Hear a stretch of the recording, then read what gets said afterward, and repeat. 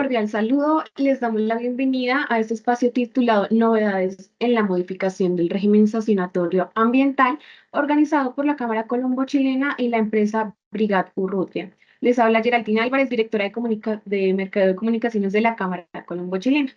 El objetivo de la charla del día de hoy es informar las múltiples modificaciones en la Ley 2387 del 2024, la cual incluye nuevas etapas en el proceso, un cambio trascendental en materia de multas por temas de responsabilidad administrativa y escenarios de responsabilidad solidaria a los administradores ante la reorganización corporativa. Y esto entre otros. Y para esto nos acompaña Margarita Solorza, directora del equipo de Ambiente y Negocios Sostenibles de Brigada Urrutia. Antes de continuar, les quiero recordar que pueden dejar sus preguntas en el chat para que al finalizar de la sesión nuestra expositora las pueda contestar. Sin más preámbulos, Margarita, buenos días, bienvenida. Geraldine, muchas gracias a la Cámara Colombo-Chilena por esta invitación y muchas gracias a todos los que están conectados en este momento. Como dice Geraldine, al final de la sesión podemos tener un espacio para preguntas, para que pregunten todo lo que estimen conveniente. Y bueno, el objetivo, digamos, de esta sesión es precisamente contarles sobre las novedades que trae la Ley 2387 del 2024, que entró en vigencia el pasado 24, perdónenme un segundo, el pasado 25 de julio del 2024. Y para comenzar, a mí siempre me gusta comenzar con estadísticas. Digamos que en este caso, estas estadísticas provienen de la Autoridad Nacional de Licencias Ambientales estas estadísticas hacen referencia a que entre agosto del 2022 y junio del 2023 la ANLA había iniciado más de 146 investigaciones sancionatorias por presuntas infracciones ambientales y en dicho año se habían impuesto multas que ascendían a 18.000 millones de pesos. Esos 18.000 millones de pesos no representan en este momento, con base en la Ley 2387, ni el 15% de lo que representaría una sola multa. Entonces, por eso me gusta mucho traer a colación este tipo de ejemplos, digamos, porque son muy significativos. A junio de 2023, la Oficina Asesora Jurídica de la ANLA tenía en total 1.747 expedientes activos, digamos, de carácter sancionatorio, y las actuaciones de mayor relevancia se enfocaban en sanciones impuestas a sectores de hidrocarburos, energía e infraestructura. Obviamente esta estadística proviene de la Autoridad Nacional de Licencias Ambientales, que tiene a su cargo todos los proyectos, digamos, que tienen un mayor impacto ambiental. Entonces, eso no quiere decir, digamos, con esta estadística, que no hayan, digamos, otros sectores y otras autoridades ambientales que puedan iniciar procesos administrativos sancionatorios. Entonces, para comenzar y hablar un poco y podernos ubicar, digamos, en la materia, sí nos parece, digamos, me parece muy importante que hablemos del régimen sancionatorio que preveía la Ley 1333 del 2009 en su momento. En su momento, el régimen sancionatorio de la Ley 1333 pues hablaba obviamente de una responsabilidad administrativa, era, digamos, el proceso sancionatorio administrativo que modificaba la norma anterior, el decreto 1584. Y ese decreto obviamente tenía unas sanciones, digamos, considerablemente menores a las que incorporó la Ley 1333 del 2009. Tenía un término de caducidad de 3 años. Era un régimen sancionatorio, digamos, ambiental muchísimo más laxo al que incorporó la Ley 1333 de 2009.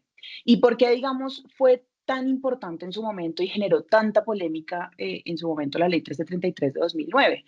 Porque traía, digamos, muchas, digamos, características novedosas dentro de los regímenes administrativos sancionatorios. Uno de ellos era precisamente que esa responsabilidad administrativa ambiental podía ser concomitante o simultánea con otro tipo de responsabilidad. Por ejemplo, con responsabilidades de carácter civil, responsabilidades de carácter penal.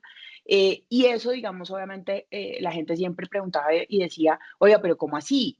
A mí me pueden investigar penalmente, civilmente y administrativamente por los mismos hechos. Y digamos que la Ley 1333 aclaró e incorporó, digamos, esa premisa.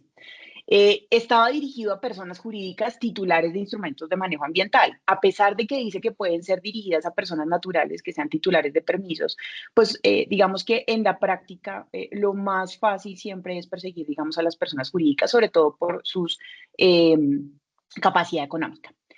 Otro, digamos, de los aspectos muy importantes de la ley 1333 es que se presumía el dolo y la culpa grave del presunto infractor. ¿Y eso qué quería decir en términos prácticos?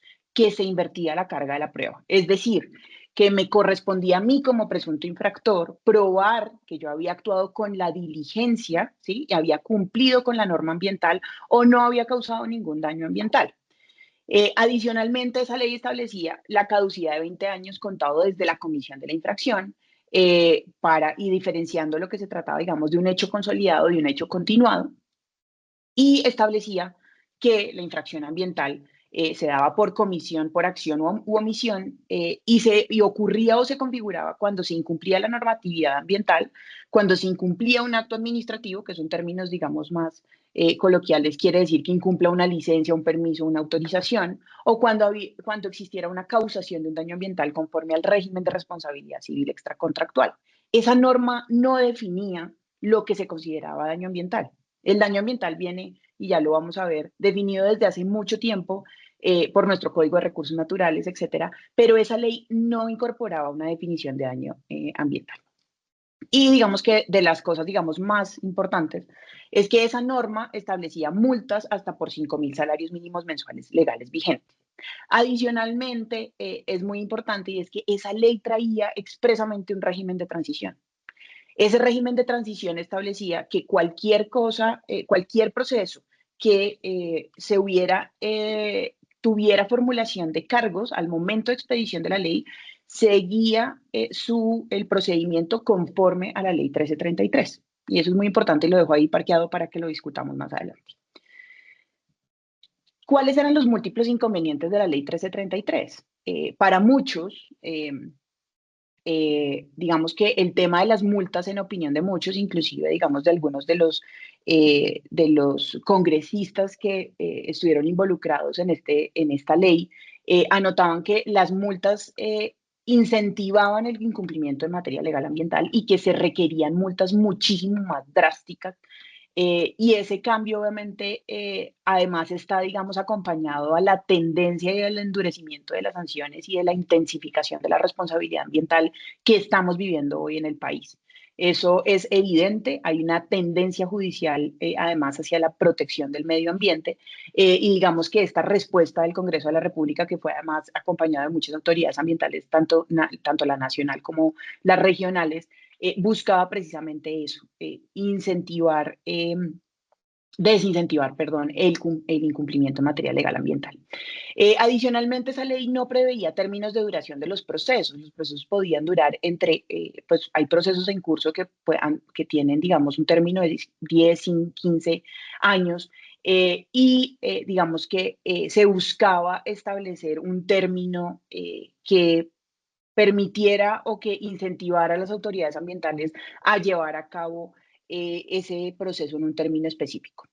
Otro aspecto importante y es que no preveía alegatos de conclusión. Y digamos que eso, en algunas instancias, sobre todo judiciales, en lo que se materializaba, digamos, en algunas decisiones de los jueces cuando se demandaba en acciones de nulidad y restablecimiento del derecho las sanciones derivadas de estos temas, era que había una afectación al debido proceso. Algunas autoridades ambientales regionales establecían los alegatos de conclusión basándose en una norma del Código de Procedimiento Administrativo y de lo Contencioso Administrativo. Pero no estaba estandarizado. Entonces, cuando un proyecto tenía varias autoridades ambientales, entonces habían algunas autoridades ambientales en donde sí les corrían traslado para alegar, mientras que en otros no.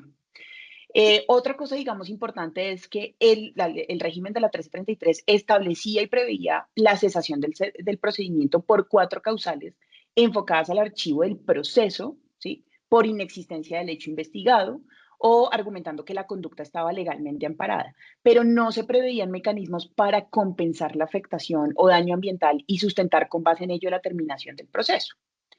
Igualmente, otro de los inconvenientes de la ley 1333 es que preveía la confesión como una causal de atenuación de la conducta, es decir, eso en términos prácticos lo que conllevaba era que se reducía, digamos, la multa, porque en la fórmula matemática que establece o en la ecuación matemática que establece la metodología para la tasación de multas se establecía que eso generaba, digamos, una reducción en términos prácticos, pero solamente aplicaba antes del inicio del proceso sancionatorio, es decir, yo solamente podía confesar, ¿sí? Eh, eh, antes de que me iniciaran el proceso sancionatorio de la infracción ambiental. Y eso obviamente pues conllevaba uno, pues que nadie utilizaba, digamos, el mecanismo de confesión porque nadie realmente, digamos, consideraba que fuera un mecanismo útil para atenuar la responsabilidad. Entonces, con la ley 2387 del 2024, que fue expedida el 25 de julio del 2024, se introducen importantes novedades abarcando muchos aspectos claves que se deben considerar para asegurar el cumplimiento de la normatividad ambiental y además porque creo que lo que conlleva es precisamente por el aumento considerable de multas y la intensificación de la responsabilidad que la misma conlleva, pues que definitivamente haya un carácter y haya un enfoque mucho más preventivo en el desarrollo de las operaciones en vez de que sea reactivo. Entonces, la ley 2387 pretende solucionar temas sustanciales, la inclusión de definiciones como daño ambiental y medidas de compensación y corrección, el tema de incentivar la confesión, que fue un aspecto, digamos, importante dentro de la ley, el tema de solucionar supuestamente la insuficiencia, digamos, de las multas, aumentándolas considerablemente, perseguir además la responsabilidad de los administradores en temas específicos, que sé que es uno de los temas, digamos, que ha generado mayor polémica, y además también solucionar temas de carácter procedimental, como incorporar nuevas etapas al proceso, incluir nuevas entidades públicas con facultades a prevención, que pues era muy importante, digamos, sobre todo en los casos en que habían, digamos, actividades de carácter ilegal. También incluyó un trámite aplicable para cumplir con las obligaciones o condiciones en actos administrativos sin contenido ambiental expedidos por las autoridades ambientales y estableció además temas de plazos o términos de duración del procedimiento que ya vamos a ver. En términos generales, y obviamente por el tema del tiempo, no vamos a poder abarcar absolutamente todas las modificaciones, vamos a ver solamente algunas de ellas, pero en términos, digamos, muy sucintos, estos son todos los cambios que incorporó la ley 2387, que como pueden ver, está todo el tema de competencias de prevención de las Fuerzas Armadas, la definición del tema de daño ambiental, la incorporación de la etapa de los alegatos de conclusión, la suspensión y terminación anticipada, el tema de incentivos a la confesión, el tema de incremento, pues obviamente de las multas, el tema de los plazos para declarar la responsabilidad dentro del proceso, porque pues no se establecía un plazo en la 1333, una modificación en el tema de medidas preventivas, un tema de reincidencia como circunstancia agravante, entre otros, que ya vamos a ver en detalle algunos de ellos.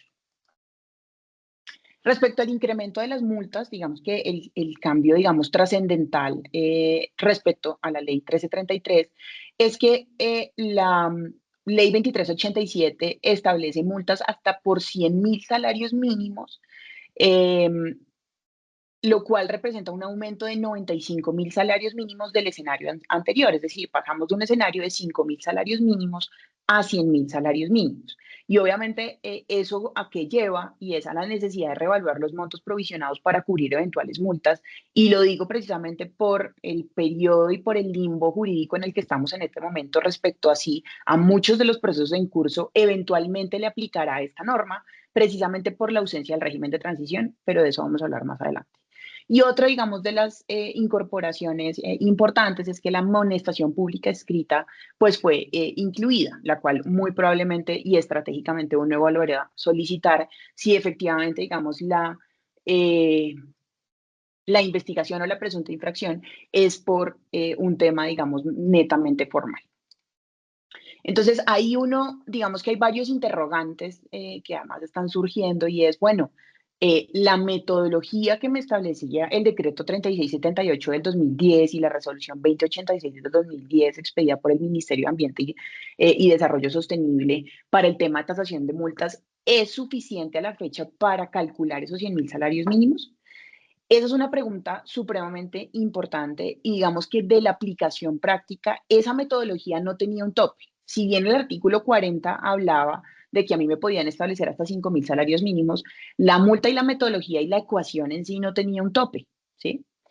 Del ejercicio, digamos, práctico de la ecuación y de la tasación, uno evidencia que bajo, digamos, esa metodología actual sería posible imponer multas hasta los 15.000 salarios mínimos. ¿Sí? ¿Eso a qué conlleva? Que muy probablemente se necesite reglamentar nuevamente el tema de tasación de las multas para que puedan, digamos, ir alineadas con los 100.000 salarios mínimos y para que efectivamente se puedan tasar esos 100.000 salarios mínimos. Respecto a la definición de términos, aquí digamos que hay un tema muy importante y es precisamente,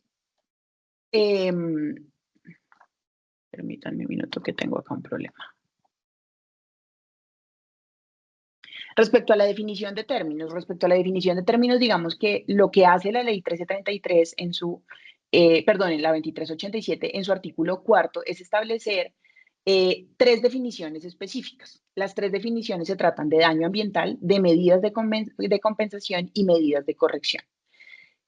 Lo particular, digamos, del tema de la definición y de la incorporación de daño ambiental es que se habla de que el daño ambiental es el deterioro, la alteración o la destrucción del medio ambiente parcial o total. Parecería que en esa definición cabe absolutamente todo. ¿Y por qué lo digo? Por los verbos rectores, precisamente por el verbo rector de alteración y por la calificación del verbo rector respecto a parcial. En una alteración parcial, digamos que hay un margen de discrecionalidad supremamente alta para quien lo interprete y muy probablemente para el funcionario, digamos, de la autoridad ambiental. Y muy probablemente, digamos, que el objetivo de esta incorporación, de esta definición, sea poder imputar daño ambiental en muchas más de las infracciones ambientales que pues, las autoridades ambientales normalmente venían, digamos, evaluando. Y yo creo que eso es un aspecto importante a considerar, porque no es lo mismo que a mí me imputen o me abran un proceso administrativo sancionatorio ambiental por una infracción ambiental relacionada con el incumplimiento de un permiso, de un acto administrativo o el incumplimiento de sería muy diferente al tema de que me lo inicien por temas de daño ambiental, porque es muchísimo más grave. La tasación de la multa es mucho más considerable cuando estamos hablando de un tema de impacto. Entonces, yo creo que ese es un tema considerable, pues es un tema importante a considerar. Y bueno, de respecto a las medidas de compensación y las medidas de corrección, y la incorporación de esa definición se debe precisamente a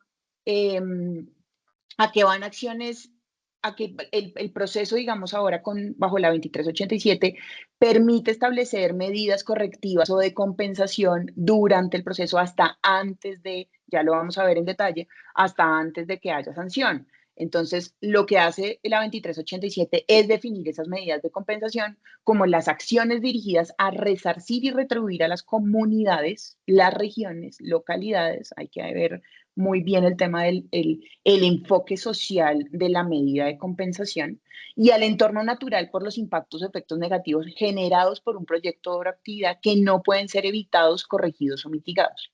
Mientras tanto, las medidas de corrección son acciones dirigidas a recuperar, restaurar o reparar las condiciones del medio ambiente afectado por el proyecto o actividad. Entonces, en este caso, lo que establece la 2387 es que habrá una reglamentación por parte del Ministerio de Ambiente y Desarrollo Sostenible, la cual muy probablemente esté en la agenda legislativa del Ministerio para el año 2025. Respecto a la suspensión y terminación anticipada, entonces acá es donde viene, digamos, alineado el tema de las medidas correctivas o compensatorias. Digamos que en este caso, este artículo lo que establece es que la suspensión implica la corrección activa de las infracciones que ocasionaron los daños ambientales, mientras que la cesación, que era, digamos, el mecanismo que existía en la ley 1333 para terminar de manera anticipada el proceso, aplicaba solamente por 4 causales específicas, las cuales digamos que más allá de la muerte del presunto infractor, etcétera, pues eran generalmente la inexistencia del hecho investigado o que la conducta estuviera legalmente amparada, pero no estaba enfocada a corregir, ¿sí? Ni a compensar al medio ambiente, y a permitir, digamos, la terminación anticipada por la ejecución de esas medidas correctivas o compensatorias.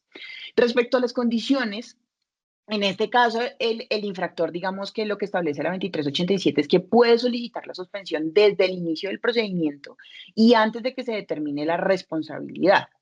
Eh, Eso obviamente que conlleva a que sea el presunto infractor el que tenga que hacer una propuesta a la autoridad ambiental de las medidas correctivas o compensatorias que pretende hacer valer dentro del proceso.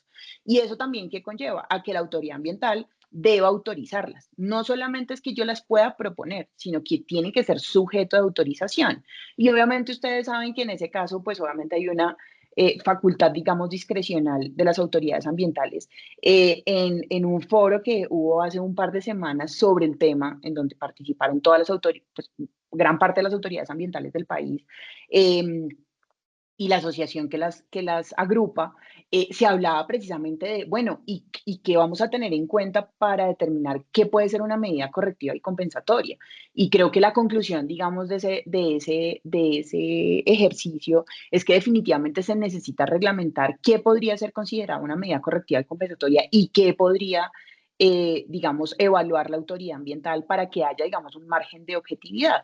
Porque digamos que la realidad es que en el momento, pues por ejemplo, tenemos manuales para la compensación del componente biótico, que pues es la resolución 256 del 2018, pero eso es insuficiente porque eso no está diseñado para aplicarse en un proceso sancionatorio ambiental. Entonces, la autoridad ambiental, acuérdense que los servidores públicos solamente pueden hacer lo que está expresamente señalado en la ley. Entonces, sería insuficiente y, por tanto, se requeriría efectivamente una reglamentación de este tema. Respecto a las garantías, entonces aquí hay un tema, digamos, adicional. Eh, Acá hay un tema adicional y es que para efectos de que yo pueda presentar y me aprueben la medida correctiva o compensatoria, tengo que presentar una garantía de cumplimiento que debe ser presentada entre los 5 días hábiles posteriores a la suspensión, asegurando el cumplimiento de las medidas y los costos asociados a esa medida correctiva o compensatoria. Entonces acá mucha gente levantaba la mano y ha levantado la mano sobre, bueno, ¿y qué garantías hay efectivamente en nuestro sector asegurador para poder ofrecer ese tipo de garantías y para que esto se pueda materializar en la práctica? Digamos que desafortunadamente a la fecha es muy complejo encontrar, digamos, una garantía porque el apetito, digamos, de nuestro sector asegurador de cara a los riesgos ambientales, pues es muy poca. Respecto a los plazos y la duración de la suspensión, lo que establece, digamos, la ley 2387 es que la duración, digamos, inicial de todo, de la suspensión del proceso, mientras yo ejecuto la medida correctiva compensatoria, es de 2 años, con la posibilidad de prorrogar por la mitad de ese tiempo, es decir, por un año adicional, si es técnicamente necesario, es decir, que habrá que haber, pues tendrá que existir una explicación por parte del presunto infractor y una aceptación por parte de la autoridad ambiental respecto a la necesidad o no de extender dicho plazo. Esa suspensión, en ese caso, digamos, cuando ocurre la suspensión, pues lo que ocurre, digamos, o lo que se materializa en la práctica desde el punto de vista del proceso es que pues no se cuenta, no corren los términos de caducidad ni otros plazos relevantes del procedimiento administrativo sancionatorio. O sea que dentro de ese, digamos que si la ley 2387 incorpora los 5 años para la duración total del proceso, pues si está suspendido por temas de ejecución de medidas correctivas o compensatorias, no correría, digamos, ese plazo. Eh, Igualmente es importante tener en cuenta que no se aplica el beneficio de suspensión a infractores que hayan accedido al mismo en los últimos 5 años. O sea que es una medida bien particular porque es una medida que solamente puedo hacer o ejecutar una vez en 5 años. O sea que si yo tengo varios procesos administrativos sancionatorios, muy probablemente tendría que escoger el proceso sancionatorio al que quiero aplicarle dicha medida correctiva o compensatoria y que quiero pues terminar de manera anticipada porque no quiero acudir, digamos, o no quiero esperar eventualmente a la imposición de una multa.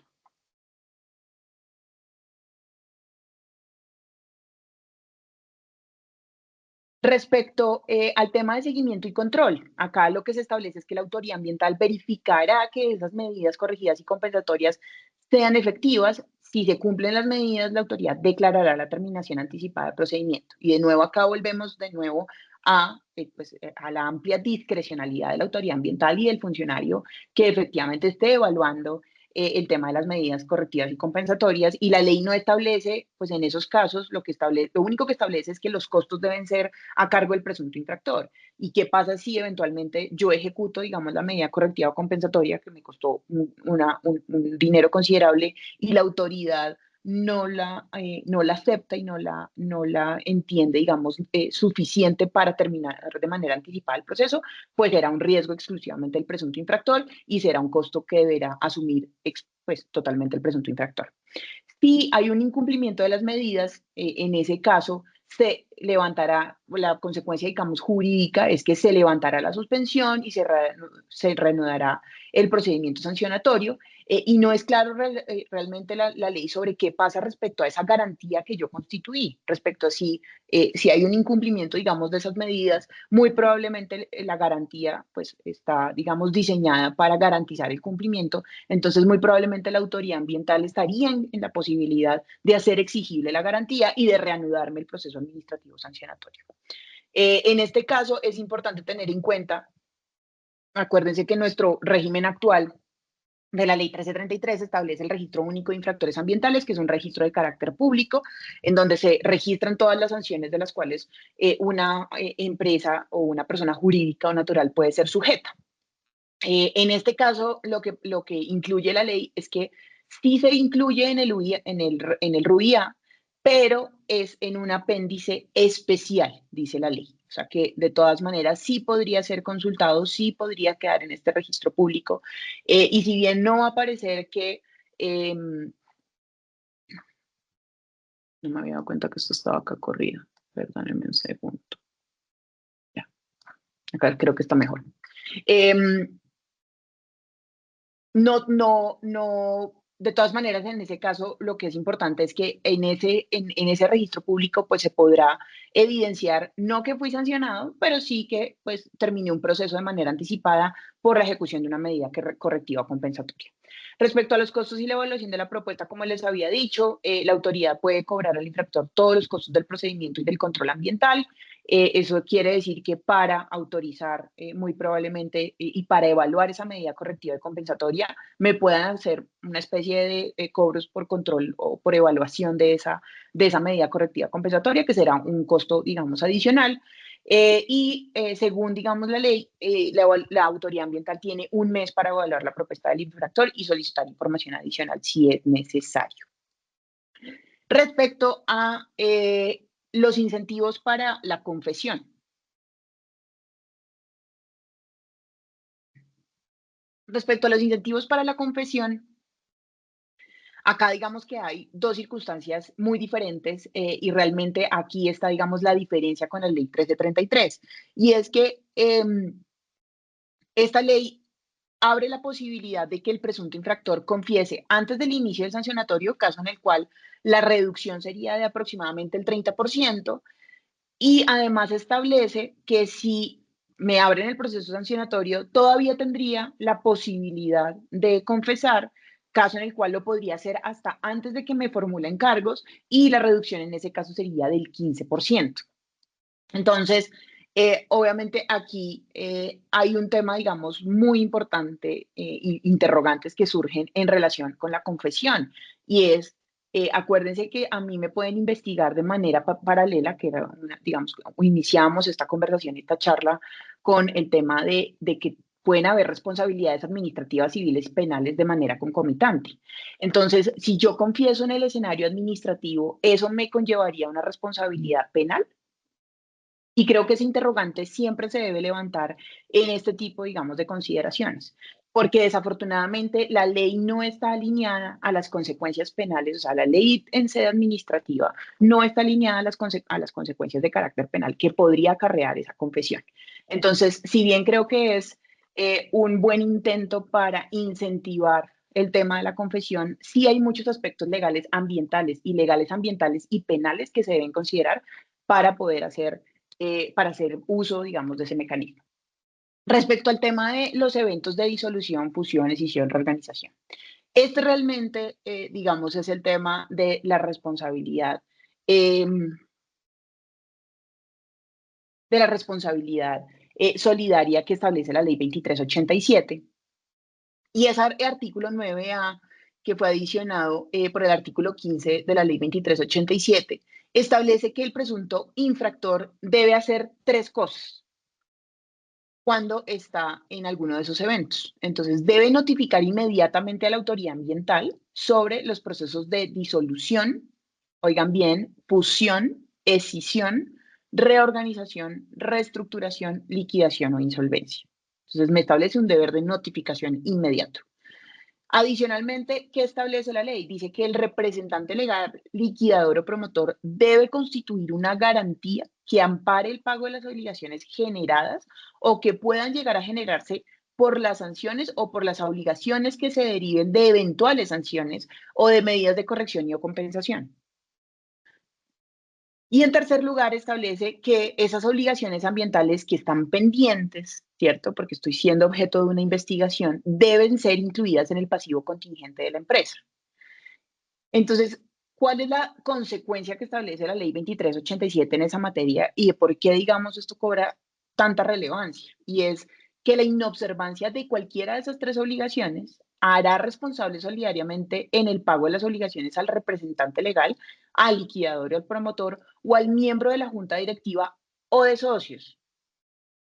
Que creemos que esa referencia, cuando hace a la referencia a socios, a la junta de socios, es una referencia equivocada y de desconocimiento del derecho corporativo y societario colombiano por parte del legislador, porque la junta directiva o de socios no es equiparable. La junta directiva bajo la ley 222 es un administrador que eventualmente podría ser responsable por cualquier, digamos, por cualquier omisión o cualquier, digamos, actuación que afecte eh, a la persona jurídica a la que representa, pero la Junta de Socios es un órgano decisorio que está por encima de la Junta Directiva y que, digamos, solamente se predica, digamos, de algunos tipos societarios.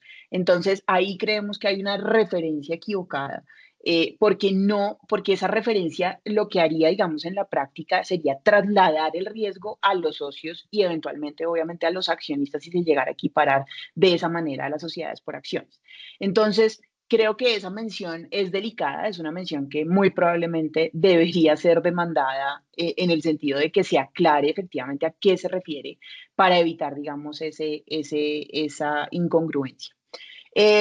Acá adicionalmente la ley 2387 establece que las cámaras de comercio deben informar a la autoridad ambiental sobre cualquier proceso de liquidación o cualquier proceso de reestructuración o de reorganización. Entonces, muy importante que tengan presente esto y los tres deberes o las tres obligaciones que se, digamos, activan cuando estoy en cualquiera de esos eventos, sobre todo, por ejemplo, en temas de fusión y escisión.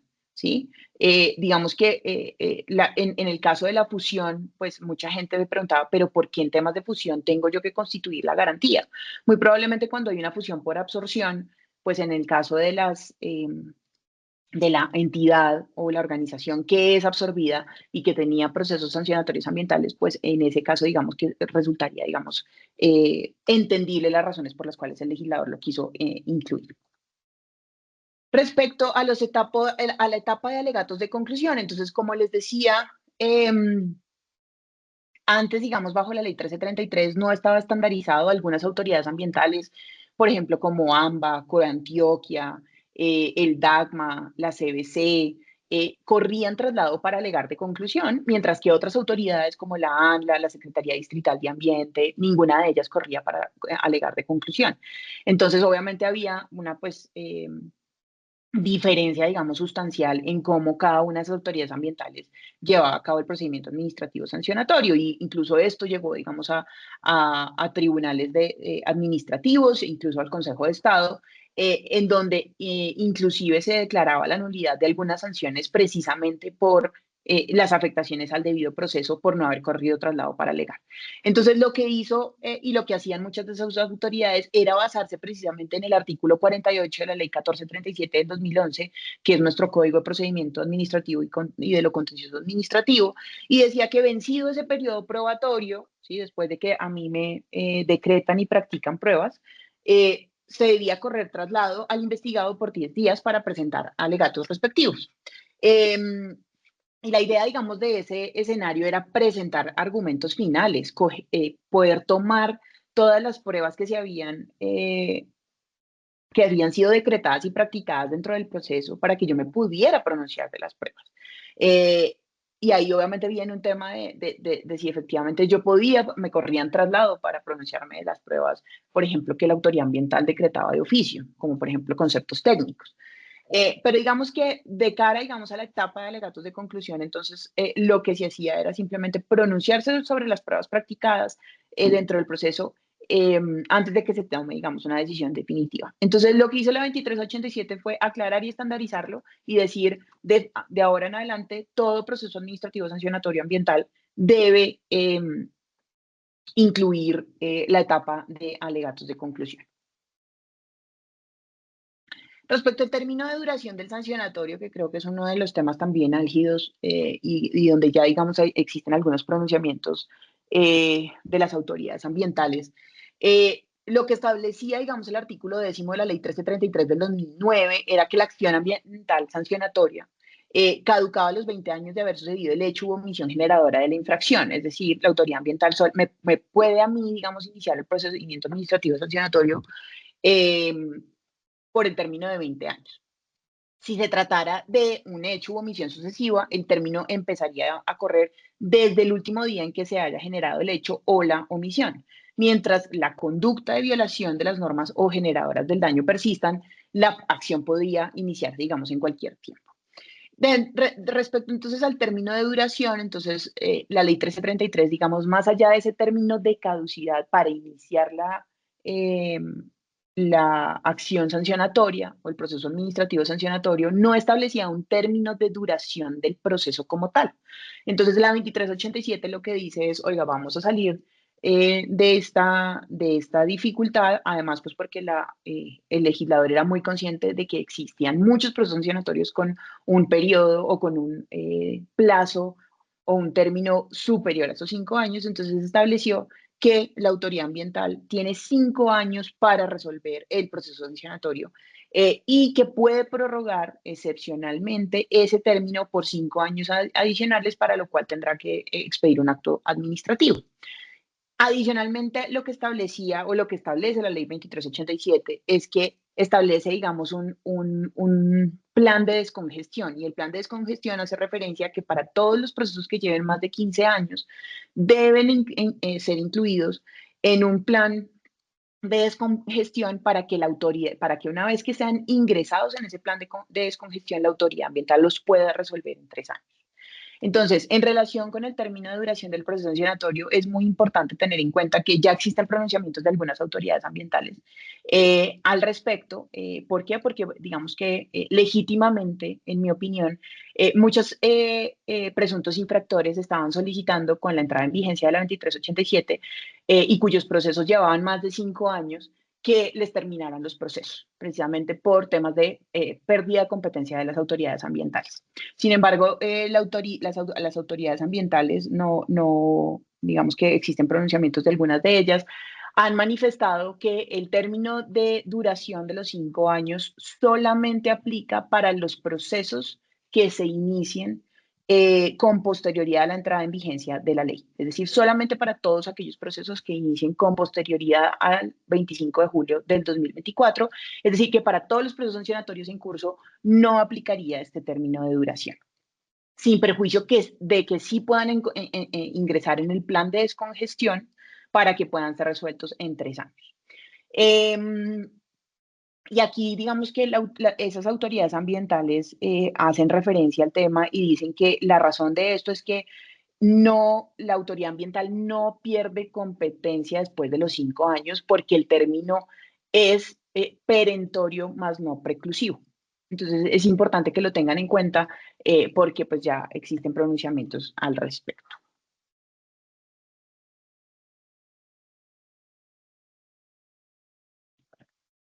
Respecto al apoyo técnico de terceros, que también me parece un tema álgido eh, y complejo, en la intervención en el proceso, lo que establece la ley 2387, que es totalmente novedoso en el proceso sancionatorio, dice que cualquier persona natural o jurídica puede intervenir en el procedimiento sancionatorio ambiental para aportar pruebas o auxiliar al funcionario competente. Entonces, imagínense, digamos que cualquier persona pueda intervenir en el proceso. Eso obviamente, digamos que va muy en línea, digamos, con la posición novedosa de las autoridades ambientales de la figura de los terceros intervinientes. Acuérdense que, digamos que en años anteriores, la figura de los terceros intervinientes, por ejemplo, solamente estaba prevista para los escenarios de las licencias ambientales y para los trámites de su obtención, de su modificación e incluso de su revocatoria. Pero no existía, por ejemplo, la figura de interviniente para seguimiento y control. Digamos que en los últimos años hay un cambio, digamos, sustancial en esa materia y ya existe la figura del tercer interviniente para seguimiento y control. Entonces, ahora adicionalmente vamos a tener la figura de terceros intervinientes, como lo veo, digamos yo, en los procesos administrativos sancionatorios, con, digamos, la complejidad de que pueden aportar pruebas en contra del presunto infractor, precisamente como ven ustedes, para auxiliar al funcionario competente. Adicionalmente, lo que dice en el apoyo técnico de terceros dice que se puede solicitar el apoyo técnico de universidades públicas o privadas o expertos científicos y técnicos para el desarrollo de pruebas técnicas especializadas, conceptos o modelaciones sin necesidad de un convenio o contrato específico. Cuando se presentan recursos en las oportunidades procesales, se entenderá que se trata de una solicitud de información. Adicionalmente, lo que establece es que la información recaudada en las audiencias públicas, estas son las audiencias públicas ambientales que ustedes conocen y que se dan en los trámites de obtención o modificación de licencias ambientales, dice que se pueden usar como prueba. Entonces acá, digamos que en el apoyo técnico a terceros, siempre digamos como que traigo a colación el tema de qué pasa con esos conceptos técnicos, porque digamos que ya existen y han existido muchas discusiones en esta materia sobre qué pasa con los conceptos técnicos que de oficio expide la autoridad ambiental, porque en muchos casos, diría que en el 90%, 80% de los casos que conozco, nunca se corre traslado al presunto infractor para que se pronuncie sobre esos conceptos técnicos.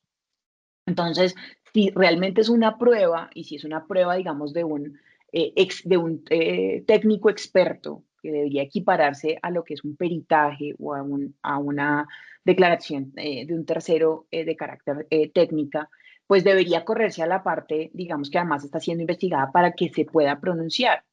Han existido algunos pronunciamientos en los tribunales administrativos que ahorita están en conocimiento del Consejo de Estado sobre el tema de si se debería correr traslado al presunto infractor de los conceptos técnicos y existen muchos pronunciamientos en esos tribunales administrativos que dicen que sí, que efectivamente si se trata de una prueba que está siendo evaluada en el proceso y que ha sido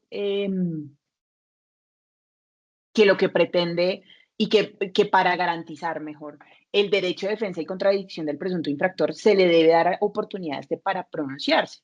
Entonces ahí surgen dudas en relación con el tema de intervención, de esta figura de intervención y apoyo técnico de terceros respecto a así me será posible o me correrán traslado de todas esas pruebas que cualquier persona aporte durante el proceso para que yo me pueda oponer, para que yo pueda mencionar o en ejercicio de mi legítimo derecho de defensa y contradicción, oponerme a esa prueba, oponerme, manifestar que tiene un error grave, etcétera.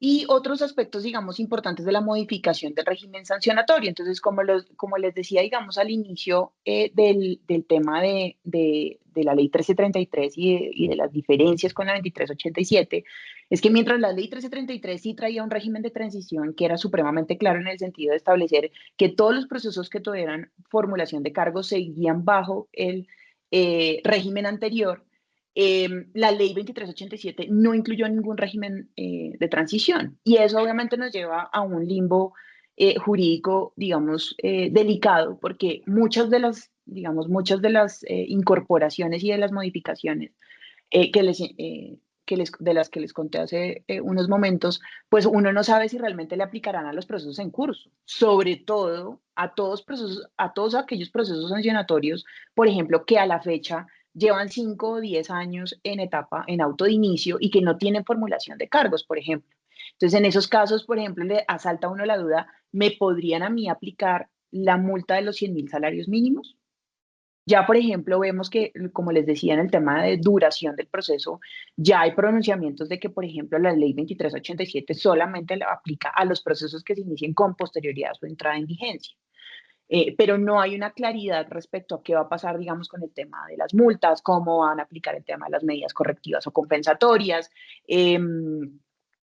En el tema de alegatos de conclusión, se debería entender que para garantizar derechos de defensa y contradicción, pues se debería conceder esa etapa procesal a todos aquellos procesos que estén en ese que aún no hayan, digamos, pasado por dicha etapa, es decir, que estén en el auto de pruebas, etcétera. Entonces, sí creo que el tema de la ausencia de un régimen de transición, pues genera un montón de complejidades y no, como les decía, no existen claras directrices sobre cómo aplicar las sanciones durante ese periodo de transición, especialmente cara a las disposiciones anteriores y la nueva ley. Eh, ¿Cómo afecta además, en qué momento se considera plenamente vigente la 2387, por ejemplo, con el tema de la tasación de multas? Eso obviamente va a traer un escenario adicional y es si, digamos, a los procesos que no, digamos, eventualmente se llegara a la interpretación de que se le aplicaría esa ley 2387 a todos los procesos que no tengan formulación de cargos a la fecha, eso obviamente conllevaría que la aplicación de las multas sería hasta de 100.000 salarios mínimos para esos procesos y además, entonces, tendríamos que esperar a la reglamentación para que eh, a la reglamentación que modifique la metodología para la tasación de las multas. Entonces, de cara a todo esto, las conclusiones y recomendaciones estratégicas. Entonces, en este caso, digamos que nosotros creemos, digamos, al interior del área de ambiente y negocios sostenibles en Brigar, que hay que identificar los sancionatorios y en qué estado se encuentran. Hay que evaluar qué modificaciones del régimen sancionatorio de la 2387 me aplicarían o me servirían. Entonces, por ejemplo, pensar en escenarios de confesión. De nuevo, ahí pues obviamente en el tema de confesión tengo que hacer un análisis legal penal ambiental respecto a si confesar la presunta infracción, ya sea antes del proceso sancionatorio o antes de la formulación de cargos, que tiene, digamos, porcentajes de atenuación de la responsabilidad diferentes, me conllevaría una responsabilidad penal ambiental por temas de daño a los recursos naturales, contaminación, ecocidio, deforestación, todos los tipos penales que además incorpora la ley 2111 del 2021. Respecto al tema de qué otra modificación, sí me serviría, por ejemplo, el tema de pensar en una terminación anticipada, porque, por ejemplo, mi proceso lleva 10 años y yo definitivamente no quiero seguir esperando, digamos, eventualmente una multa más allá, más sobre todo, por ejemplo, en el limbo jurídico en el que nos encontramos. Eh, Ahí igualmente uno tendría que evaluar si efectivamente esa aceptar la responsabilidad a través de la adopción de una medida correctiva compensatoria me generaría alguna implicación de carácter penal para mis administradores en un futuro.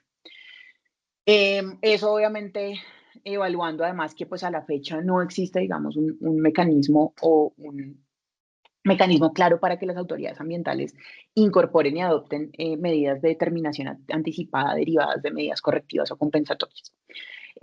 Adicionalmente, pues en el tema de la solicitud de determinación del proceso por paso del tiempo.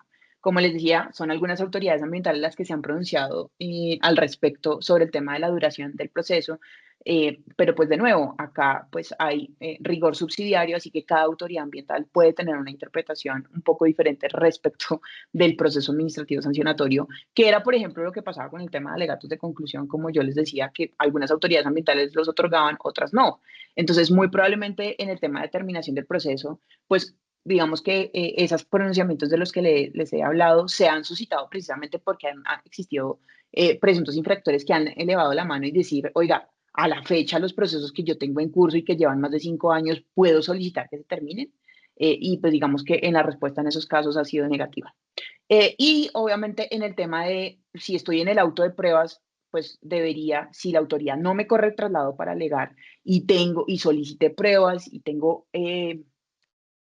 argumentos adicionales, tanto de carácter técnico como legal, pues debería solicitar que me corran traslado para alegar de conclusión o radicar los alegatos de conclusión, lo que se determine obviamente estratégicamente.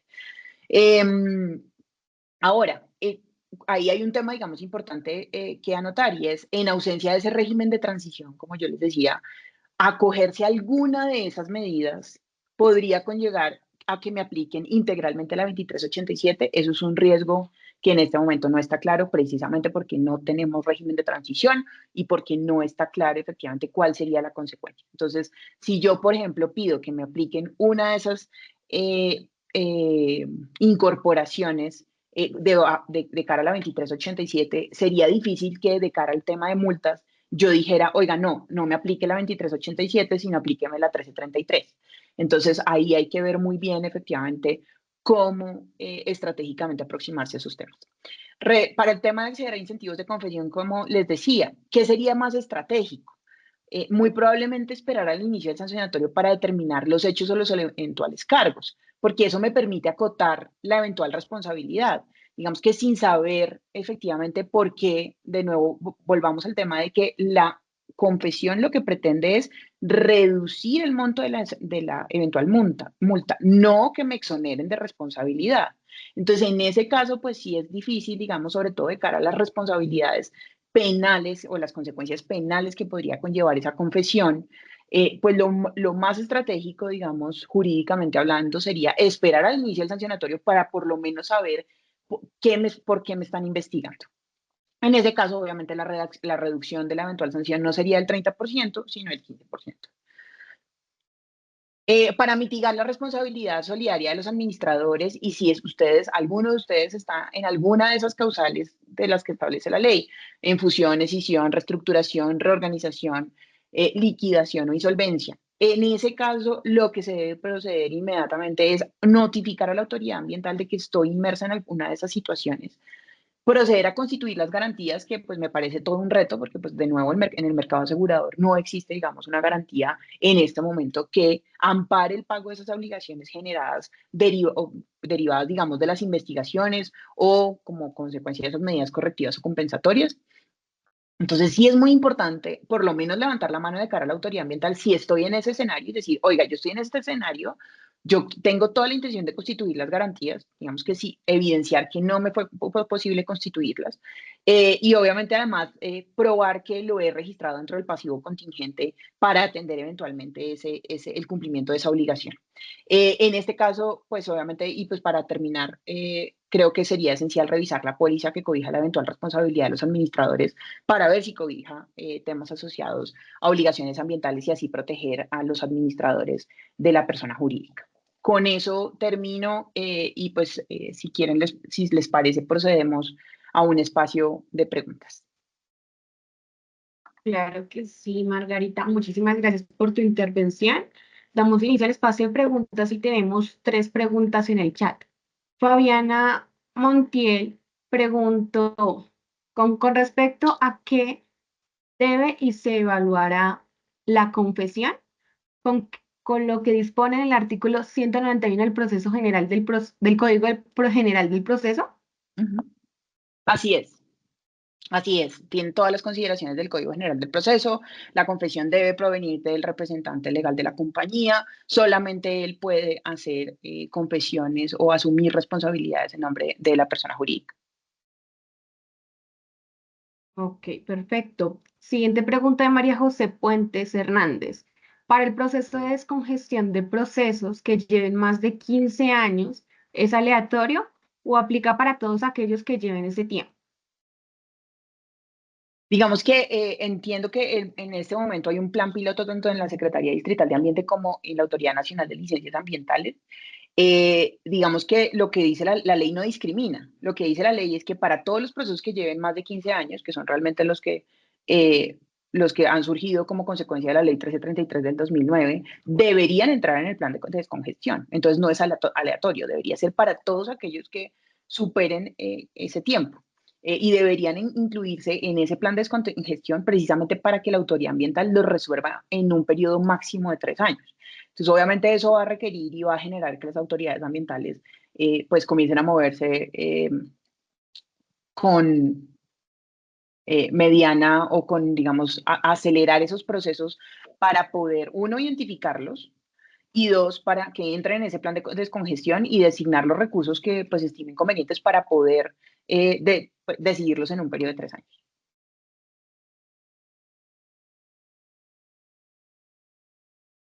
De acuerdo, la siguiente es, para la descongestión, procesos de más de 15 años, se incluirán los alegatos de conclusión. De nuevo, ¿me puedes formular nuevamente la pregunta? Dice, para la descongestión, procesos de más de 15 años, se incluirán los alegatos de conclusión.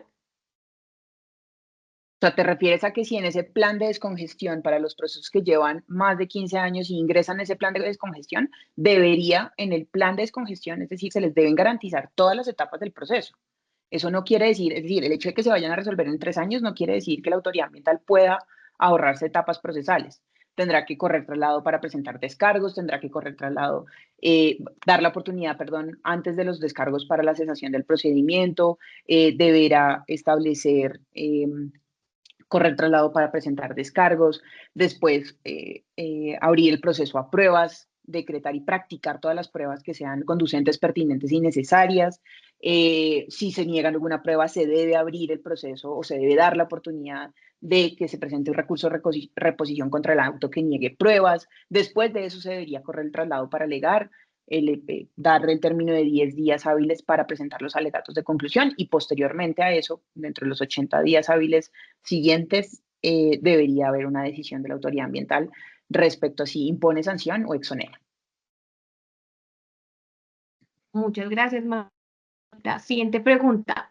Daño ambiental antes era definido si sobrepasa límites permisibles. Ahora, ¿cómo prueban la alteración?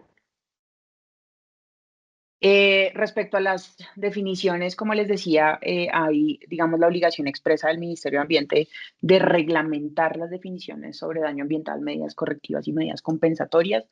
Ese punto es neurálgico porque digamos que hay muchas, digamos, definiciones desde nuestro Código de Recursos Naturales, la Ley 99 del 93, diversa jurisprudencia sobre lo que se considera o no daño ambiental, pero como les decía, digamos que aquí se habla de se incluye inclusive el tema de alteración parcial.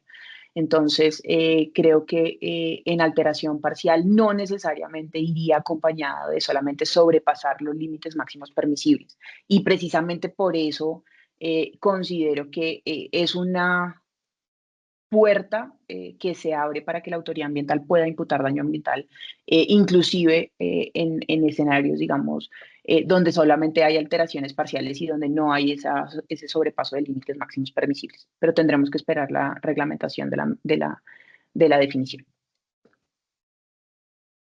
Muchas gracias por la valiosa información y si podrías explicar un poco más a qué se refiere el concepto de amonestación pública escrita. Es una sanción que proviene inclusive del régimen sanitario. Es simplemente regañar al presunto infractor. Lo pongo en términos muy coloquiales porque la amonestación pública realmente es una sanción, digamos, de carácter simplemente donde la autoridad ambiental dice, oiga, usted obró de mala manera y obviamente pues queda el registro, digamos, de la sanción queda en el registro único de infractores ambientales y por eso, digamos, tiene la connotación de que es pública, porque pues todo el mundo va a poder consultar que efectivamente fuiste sancionado, a pesar de que no te pusieron una multa de carácter económica, sino simplemente te establecieron un tema de amonestación. Pero como les decía, solamente aplicaría, es la sanción, digamos, más leve de todo el escenario. Y es, digamos, eh, su aplicación sería realmente de carácter excepcional porque pues generalmente las autoridades ambientales lo que buscan, y más aún con la ley 2387, es precisamente establecer los recursos que previenen de las sanciones son recursos que pueden incluir, digamos, en la ejecución de sus proyectos. Entonces, creo que la amonestación pública, escrita pública, pues es remota su aplicación. Gracias. Si me acojo a la confesión, ¿cuándo aplica el 15 o el 30? ¿El 15 solo después de iniciado el proceso sancionatorio? El 15 solamente se aplica hasta antes de la etapa de formulación de cargos. El 30% sería antes del inicio del proceso sancionatorio. Ok. Para la caducidad de los 5 años, ¿podría operar principio de favorabilidad? Para la caducidad de los 5 años podría aplicar principio de favorabilidad. Eh, digamos que en este caso eh, hay un pronunciamiento de la Autoridad Nacional de Licencias Ambientales en donde dice que no aplica el principio de favorabilidad para ese caso específico de la duración de los 5 años. Ok. La confesión y la solicitud de suspensión para resarcimiento o reparación pueden ser concomitantes. Perdón, no escuché, se cortó, no escuché. Listo. La confesión y la solicitud de suspensión para resarcimiento o reparación pueden ser concomitantes. Eh, la ley no establece la posibilidad de que sean concomitantes. Habría que evaluar si efectivamente el punto, digamos, de eso es, eh, eh, no sería, digamos que, inaplicable en el siguiente sentido, y es que la figura de la confesión se utiliza eventualmente para una reducción de la multa.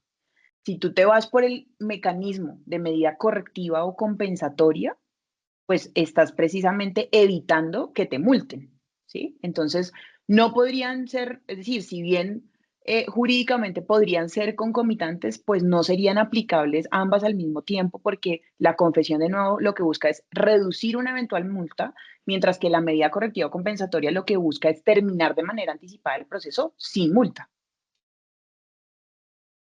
Ok. La siguiente dice, ¿se puede solicitar la suspensión y terminación anticipada de los procesos? Así el proceso haya iniciado hace 5 años, teniendo en cuenta que no hay un régimen de transición. Muchas gracias. Como les decía, ya existen pronunciamientos de algunas autoridades ambientales a nivel nacional y regional que establecen que no se puede, que no, el término de duración no aplica para los procesos en curso, solamente aplicaría para los procesos que se inicien con posterioridad a la entrada en vigencia de la Ley 2387. Esto precisamente como consecuencia, digamos, de la solicitud de algunos presuntos infractores respecto a que les apliquen ese término de 5 años respecto a la duración del proceso. Ok, perfecto. Para procesos sancionatorios que iniciaron antes del 2008, ¿se puede pedir la caducidad del proceso sancionatorio? Creo que va en línea con lo que les acabo de comentar. Ujú. Listo. Hay unas últimas dos preguntas para poder terminar la charla. Entonces, Sandra Arturo pregunta, ¿se podría alegar un escenario judicial violación al debido proceso por no aplicar principio de favorabilidad? Esa es una pregunta muy interesante. Yo creo que sin duda esta ley debería tener un examen tanto constitucional como judicial respecto al tema de debido proceso y respecto a la aplicación de principios de favorabilidad.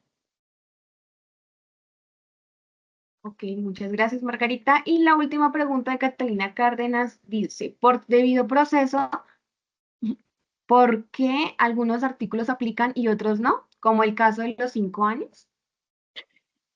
Digamos que las explicaciones, esa es una muy buena pregunta y es que las explicaciones que ha dado, digamos, en esa materia algunas autoridades ambientales es haciendo referencia al artículo 40 de la ley 153 de 1887 y es que dice que las leyes concernientes a la sustanciación y ritualidad de los juicios prevalecen sobre las anteriores desde el momento en que deben empezar a regir.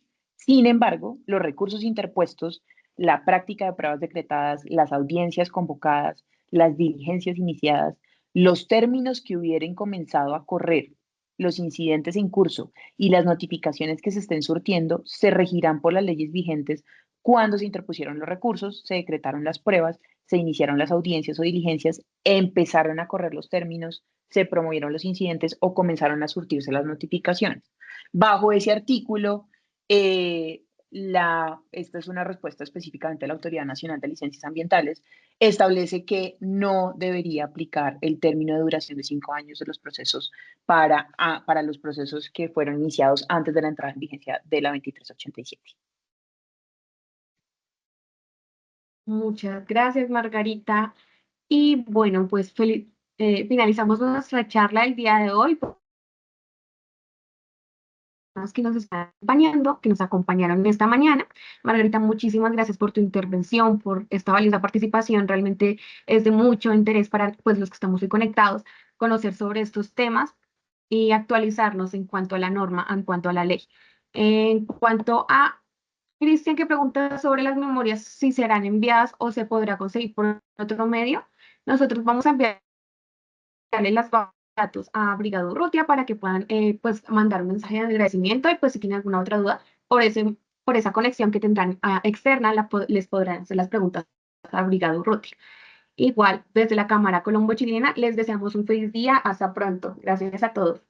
Muchísimas gracias a todos, que estén muy bien. Un placer haber estado acá. Muchas gracias a todos ustedes que se conectaron. Muchas gracias a ustedes por todas las preguntas. Que tengan un buen día. Hasta luego. Buen día. Hasta luego.